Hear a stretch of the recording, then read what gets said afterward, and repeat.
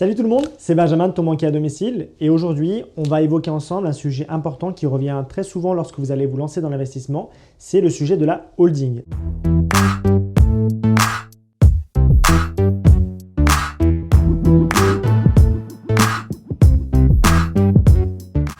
Est-ce que c'est vraiment intéressant d'investir à travers une holding ou pas?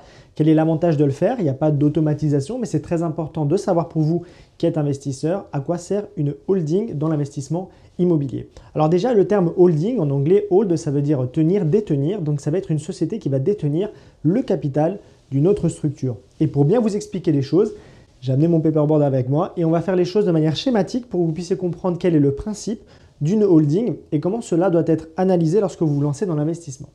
Dès que vous vous lancez dans un investissement, on part toujours d'un investisseur. Donc, je vais vous dessiner un petit bonhomme qui représentera un investisseur. D'accord? Donc, ce bonhomme, c'est vous en tant qu'investisseur. D'accord? Aujourd'hui, vous allez être un investisseur qui détenait plusieurs structures et c'est pour ça que ça va être important de comprendre l'objectif de la holding. En tant qu'investisseur, vous allez détenir une première société qui va être ici, qu'on va appeler... on va estimer que c'est une SASU, d'accord, une société par action simplifiée unipersonnelle que vous détenez et qui est une SASU dans laquelle vous avez votre exploitation. Par exemple, vous êtes en conseil financier, vous faites du coaching, vous êtes coach sportif, votre activité d'exploitation, elle est logée ici, d'accord? Je vais taper exploitation. Comme c'est une SASU, vous la détenez vous à 100%, d'accord? Donc vous avez 100% de votre activité d'exploitation, celle qui vous rémunère, celle qui vous verse votre salaire. D'accord? Donc ça, c'est votre première société. Comme vous êtes investisseur immobilier, vous avez une SCI. Ça, c'est normal, vous avez une SCI. On va faire un deuxième cercle sur lequel je vais noter votre SCI. Une SCI, eh bien, vous en détenez une partie, mais une SCI, effectivement, par sa nature elle-même, demande à avoir deux associés. Vous ne pouvez pas être un seul associé comme pour la SASU.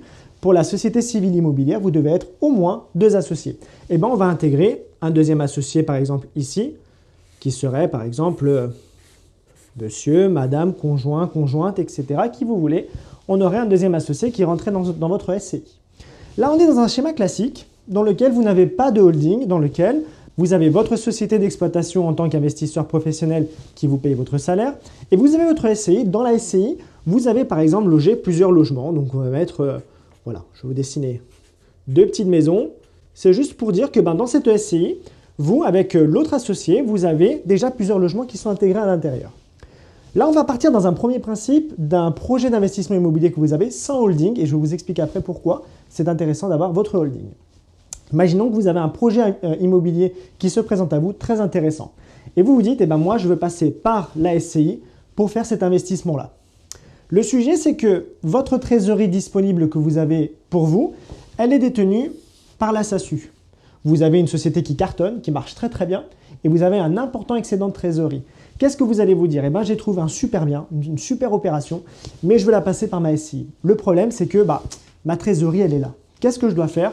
Je dois sortir mon excédent de trésorerie pour moi.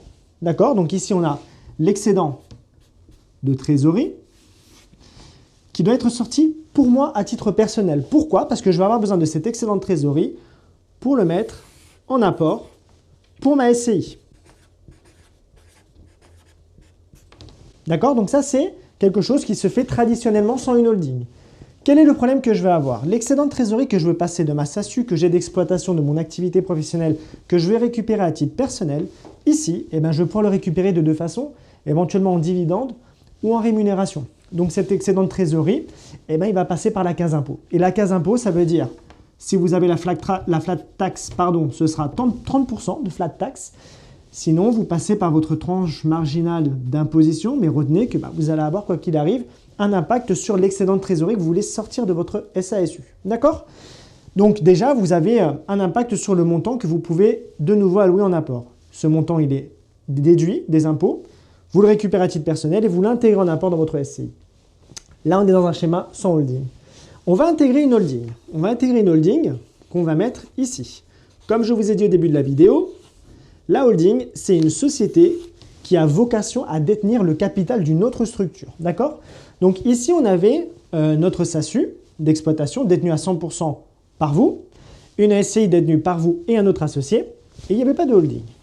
On va maintenant créer une holding qui va avoir pour vocation de détenir le capital de vos structures, que ce soit d'exploitation professionnelle ou d'investissement immobilier. La holding va détenir à ce moment-là 100% de votre SASU. Donc à ce moment-là, ce n'est plus vous qui détenez 100%, c'est bien la holding qui détient 100%. Et elle va détenir votre SCI. Sauf que la SCI ne peut pas avoir un seul associé, elle doit en avoir deux. À ce moment-là, ce sera vous et la holding qui détiendrait la SCI à 100%. D'accord? Donc à ce moment-là, on a une société qui est une holding qu'on appellera société mère, et on a des sociétés filles qui sont détenues par la mère. Tout simplement, la holding détient les deux structures.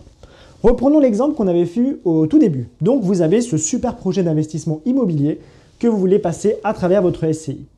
L'excédent de trésorerie se situe sur votre SASU. Cette fois-ci, vous n'allez pas la sortir pour vous, mais cet excédent de trésorerie, vous allez pouvoir la mobiliser directement dans votre holding.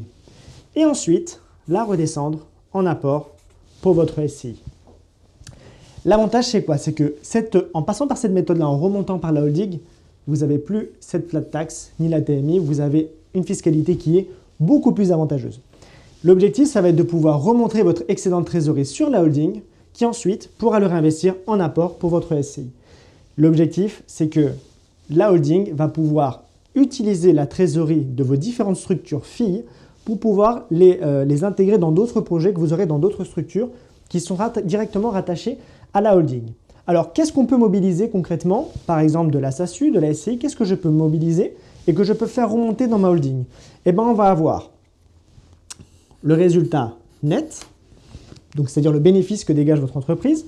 On va avoir les excédents de trésorerie. L'excédent de trésorerie, vous pouvez avoir sur le compte des structures professionnelles. Et vous avez aussi notamment la TVA. La TVA des différentes structures peut être remontée via la holding. Alors, quand on voit ça, on peut trouver ça très intéressant, mais on va se dire, mais attendez, là j'avais deux structures, du coup j'en ai une troisième, donc un troisième bilan, donc une comptabilité beaucoup plus complexe, donc une prise de tête avec l'expert comptable très souvent pour savoir ce que je dois faire avec mes trois sociétés. Et bien en fait, il y a quelque chose qui peut être très intéressant à faire, c'est faire ce qu'on appelle un bilan consolidé. Le bilan consolidé, qu'est-ce que ça va être? Ça va être de se dire, le résultat net de ma SCI, le résultat net de ma SASU, et puis si vous avez plusieurs structures attachées derrière, les différents résultats nets que vous avez, les différentes TVA que vous avez, vous allez tout faire remonter constamment vers la holding. Vous allez tout faire remonter constamment vers la holding.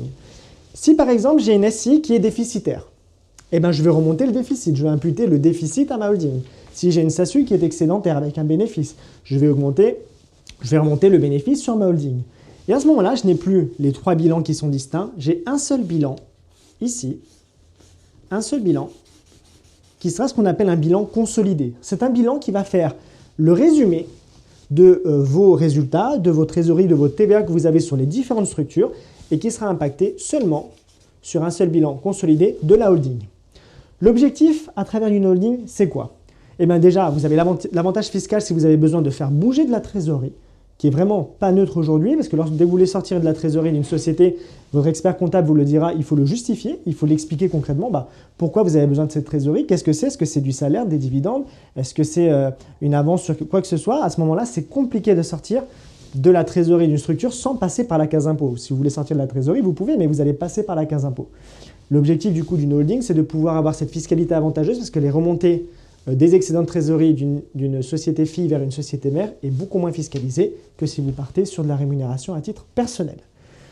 Une fois que vous avez fait ça, vous avez votre bilan consolidé, vous allez pouvoir du coup avoir un apport qui ressort de vos activités professionnelles, de votre SCI, et qui passe par le carrefour de la holding pour pouvoir réaliser vos investissements immobiliers.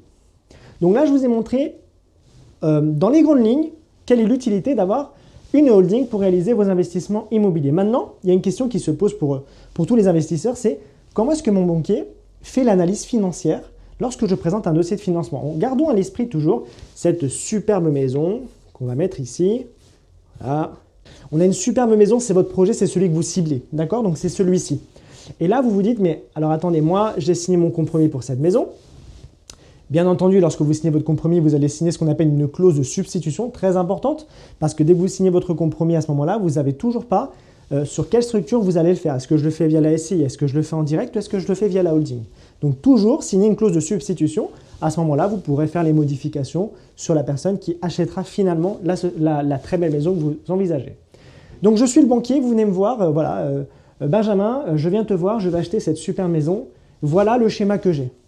Alors déjà, vous avez pas mal de banquiers qui vont vous faire de grands yeux parce que quand ça devient un peu plus complexe comme ça, si le banquier que vous avez en face, il n'a pas vraiment d'appétence sur l'investissement immobilier, eh ben, ça peut le rebuter un peu. Mais pas de problème, vous avez toujours un interlocuteur qui va être adapté à votre projet et à votre façon de faire les choses. Donc l'objectif, ça va être de pouvoir trouver le bon interlocuteur, la personne qui va pouvoir vous suivre dans votre projet, qui va comprendre quand vous allez lui parler. C'est ça qui est très important. Donc si le premier conseil que vous avez, vous sentez qu'il est peu expérimenté, un peu frileux, ou que ce n'est pas forcément sa tasse de thé, ce type de montage-là, pas de souci, vous pouvez même lui demander est-ce que dans son agence, il y a quelqu'un de plus aguerri, plus vétéran, qui connaît un peu mieux le marché de l'immobilier, ou ça peut être peut-être le directeur ou la directrice d'agence aussi, qui sont beaucoup plus familiarisés, ou le conseiller pro qui est beaucoup plus familiarisé avec ce type de montage. Aparté fini, on revient sur notre sujet. Donc j'ai ce type de structure, et du coup je suis le banquier, et vous allez venir me voir pour acheter votre maison. La première chose qu'il faut que vous posez comme question, que le banquier va se poser comme question, c'est sur qui porte le risque. Qui porte le risque dans ce montage-là?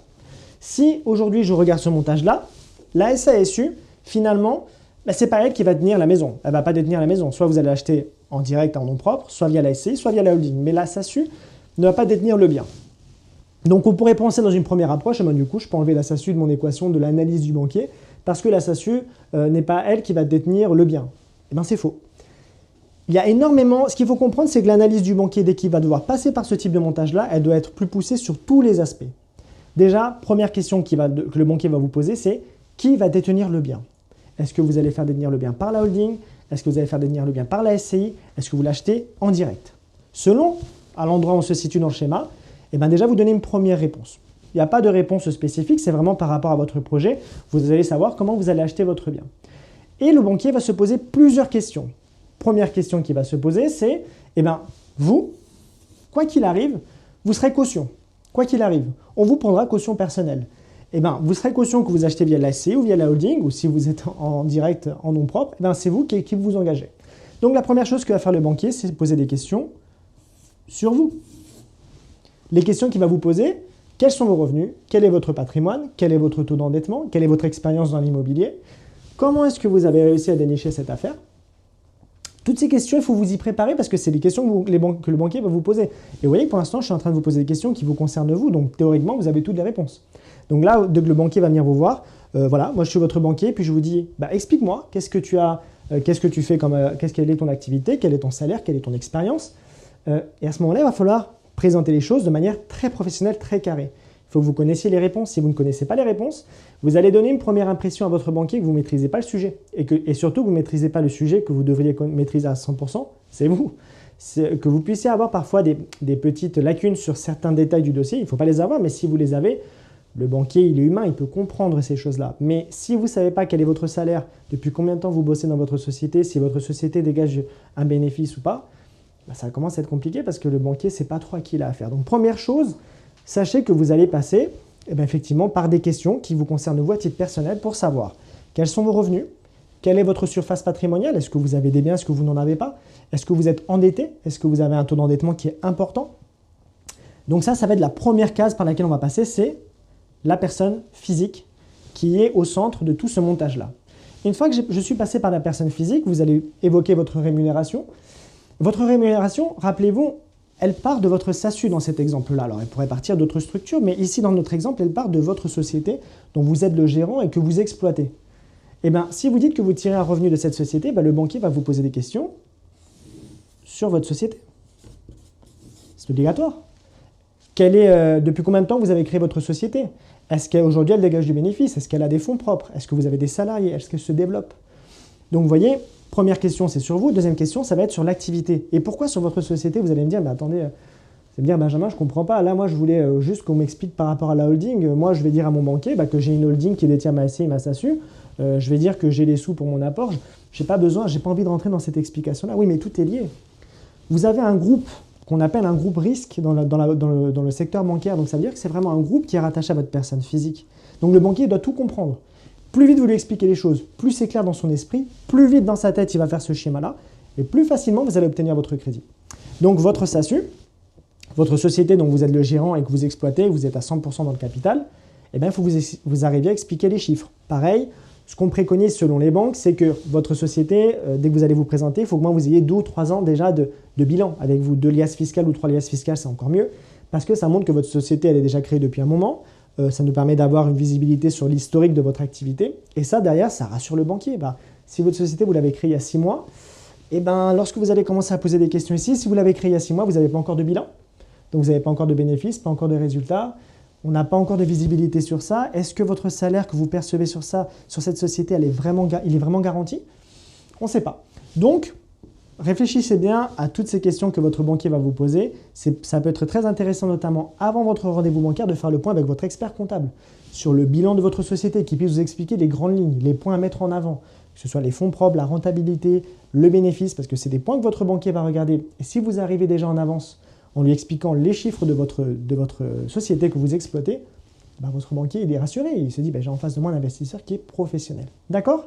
Donc une fois qu'on a vu, vous à titre personnel, votre société qui vous rémunère, on va aussi faire le tour patrimonial de la personne physique. Donc ça veut dire qu'on va regarder sur les SCI, sur les différentes structures qu'elle détient, combien de biens elle détient, combien ils sont valorisés, quel est l'endettement de ces sociétés, est-ce qu'il y a énormément d'encours, est-ce que les acquisitions sont récentes ou plus anciennes, toutes ces choses-là. Et puis aussi, c'est là que vous avez votre carte à jouer.